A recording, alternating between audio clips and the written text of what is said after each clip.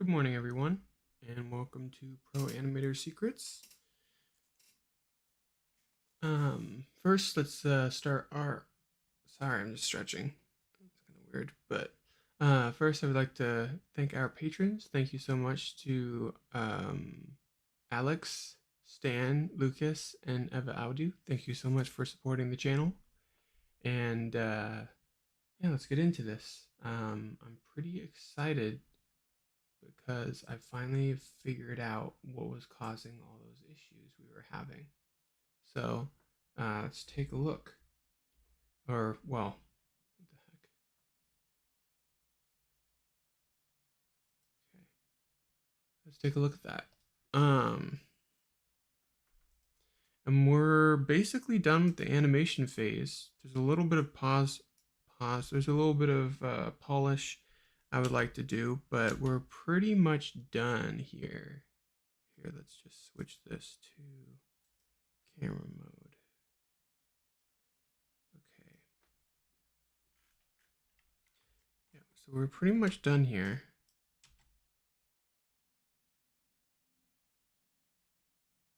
Yep, everything's all polished up. I think I'm gonna take a look at the left hand or something. Yeah, the left hand, and see if I can't get that even better. Besides that,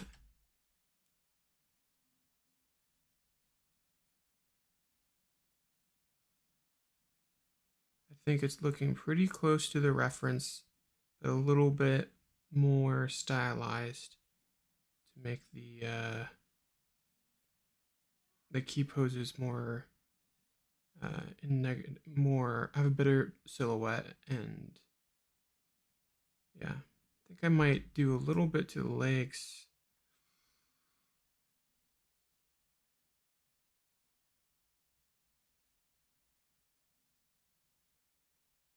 Like here.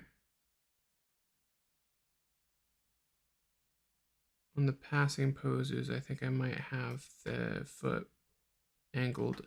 I know in the reference it's not angled.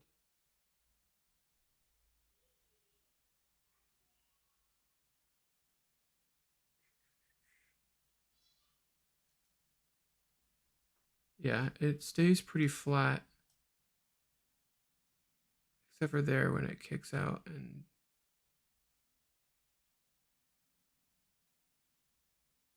yeah, it stays pretty flat, but I think it would just look better if it was looked like it had some drag to it. Anyway, because that's the one that it's supposed to replicate running or walking in a circle. I think that's the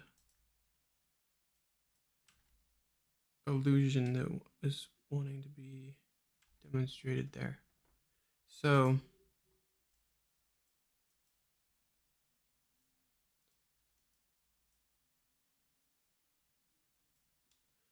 let's do this thing.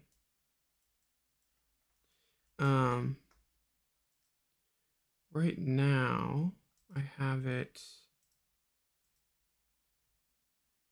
Oh yeah, let me just minimize this. Right now I have the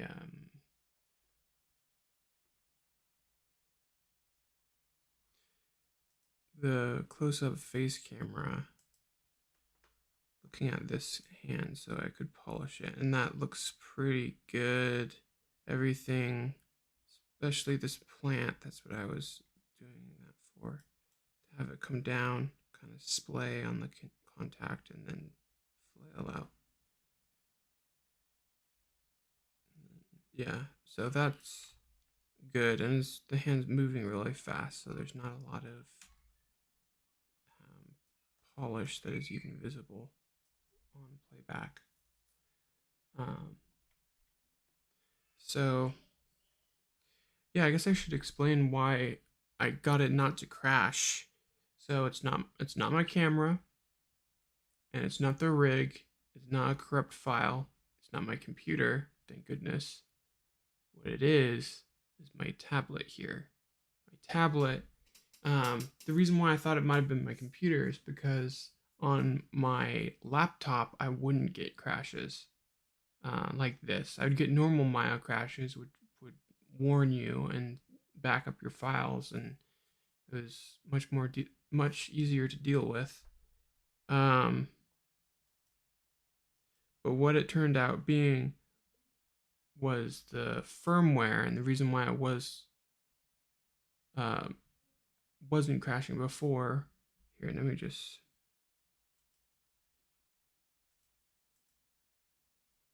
Was because it was on a older firmware, and it took a lot of back and forth with tech support. It took like a day, day and a half maybe of just. Oh, hello, Matt. How's it going?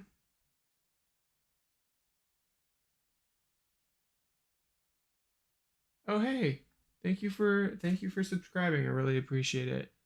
Um, yeah, I was if you've caught bits and pieces of this stream series, you've probably noticed that there's been crashing frustrations, and I'm happy to say we've finally solved it, and we'll probably get normal Maya crashes, but we're not going to get the insane, like, constant crashing over and over again. So it was my tablet.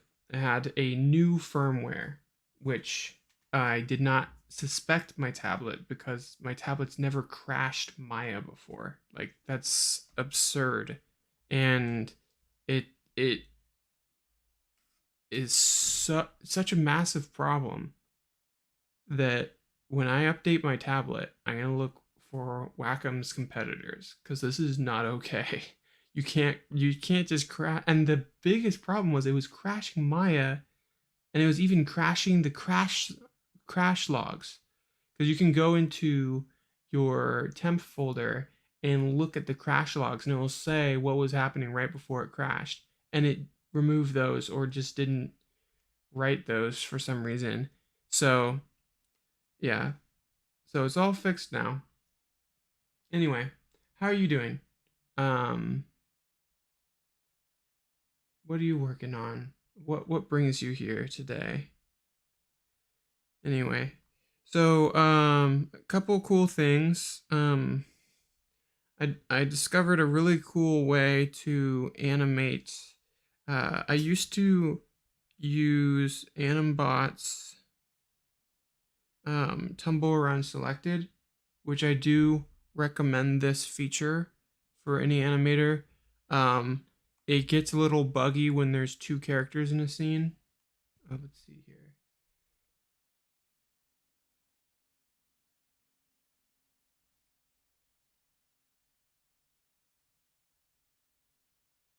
Oh, it's like I was talking to my wife about this issue, and um, she was like, "Oh, why don't you just not animate with your tablet for a while, just so you can animate?" And it's like, I have like my brain is directly tied to my tablet now. Like, I can't animate without my tablet. Like, a mouse is so clunky and confusing to me after animating with a tablet for so long. Um,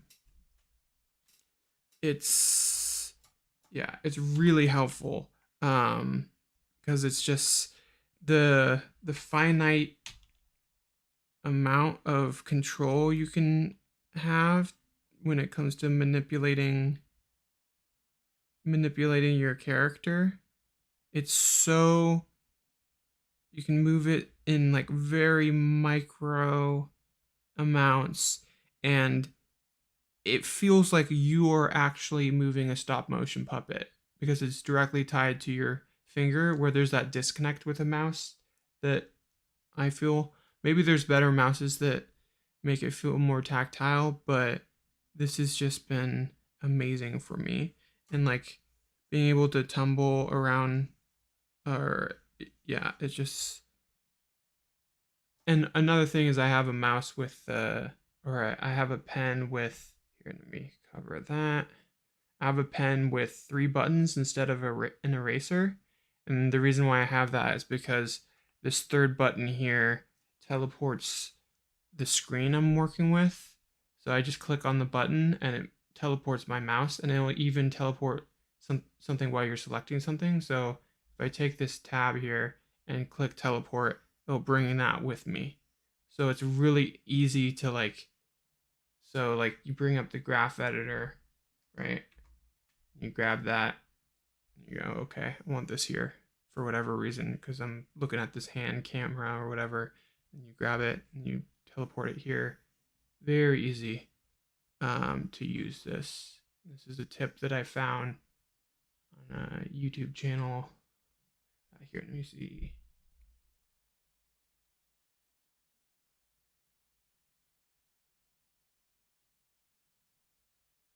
Oh, I see. Yeah, cool. Animation tests. I've done a lot of those. Of won some, lost some. Yeah, they're very frustrating because sometimes you're just like, can't you just look at my reel and decide whether you want to hire me or not? But I can understand a lot of stuff can be hidden in your reel. Like, uh, I have a friend who said that he was collaborating with a fellow student of his, and on a project, and he animated a shot, and my friend was like, "Ooh, that shot kind of like is not polished well." So he was like, "Hey, do you mind if I take that shot and do a passive polish on it? I just want to, I have some ideas." And he's like, "Oh yeah, no problem, go ahead." So he like opened up the shot and like polished it and made it not that made it consistent with the rest of the project, and then his and then years later he saw his friend's animation reel, and that polished shot was on his reel, and didn't say anything about like just took care of blocking a friend. Like I have a shot that I did a blocking pass on, and then it was given to another animator to polish at some point. And so I was like, the blocking pass was so good, and I want it on my reel, but I put like in text on the reel, responsible for blocking, and like so and so responsible for polishing. I think I even put her name. So like if you ever do that, you have to credit like who took care of what. Anyway, um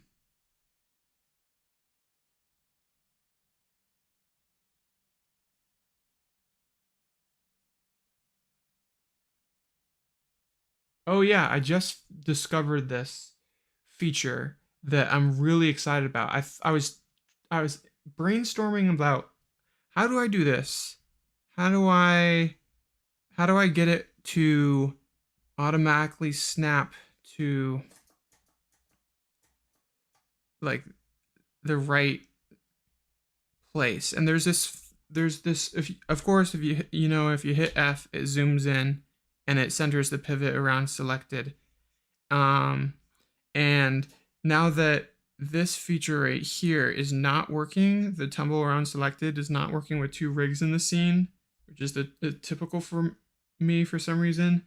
And I have my camera rig and my character rig, so it bugs out. So instead of doing that, I use this one feature here, center view selection, which kind of does the same. Oops, no, that's not it. It's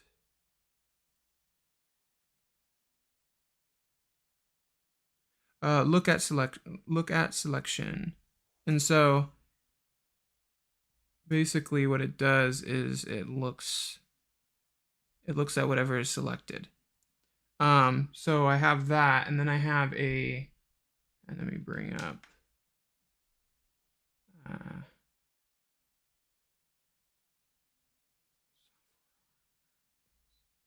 I have this uh,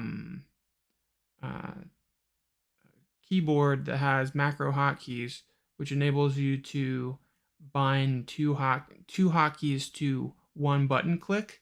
So I bought this, which has 80 keys, which is really helpful. Then I also have a foot pedal as well. This is under my desk, and I have frame forward and frame back on these hotkeys here. And for this, I always had Alt, which I rarely used. I just always defaulted back to regular Alt. And what I did was, if you open up this hotkey, you'll see that. Let's see.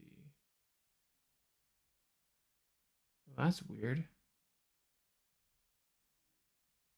Oh, it just for some reason it put it all in one line. Usually it has it in two lines. So it's Control Shift down, which I bound or Control Shift bracket, which I bound to this hotkey. So it just uh look at selection. So it does that, and then after that it does Alt down, and then on the release it's Alt up. So, and all this is in one click. So I can scrub down the line, right? I select that, and then I hit that hotkey, and it centers the selection, and now it tumbles around the selection. So I can go down, and then when I hit that, it'll snap to what I have the arm control selected. Yeah. So I can move through the animation, and it centers it when I hit Alt to tumble and look at it. So it's really helpful for a shot where a character's running around. And so when you're in the, and I just figured this out.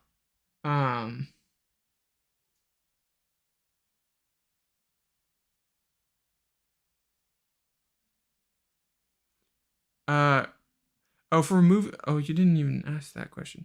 For removing the camera, I have, I have I have middle mouse button, and of course the Alt moves it around. Middle mouse button and right click, and then click the regular click is left click. So all the